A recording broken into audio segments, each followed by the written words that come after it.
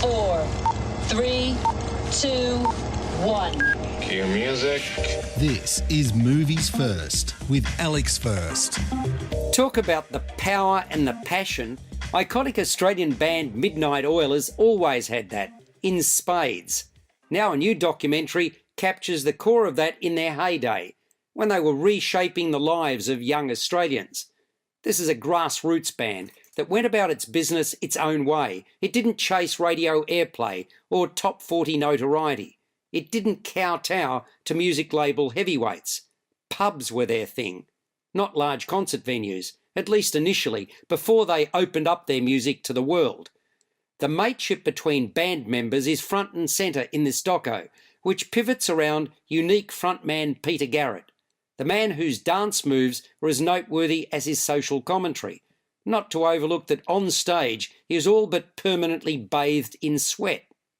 When Garrett stood for election for the Nuclear Disarmament Party in 1984, which coincided with the release of the album Red Sails in the Sunset, the band and everyone else associated with it held its collective breath.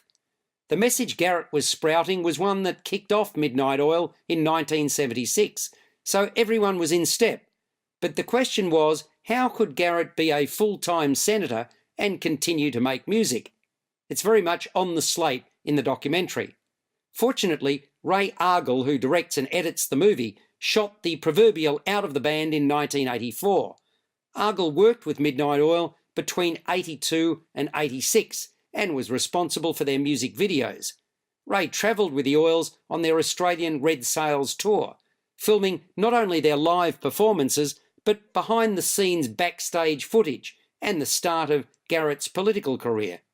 This never-before-seen material, which lay dormant for 30 years, provides a window into a band in a state of change. That raw footage is mixed with contemporary interviews with band members and a few of those behind the scenes, 10 people in all, giving us a rounded picture of the music and political scene at that time.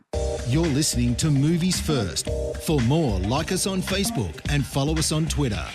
What comes across is that the band genuinely loved playing together.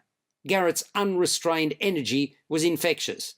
The music they created, we get to hear parts if not all of 26 songs, resonated deeply with their die-hard fans, who knew the lyrics word for word.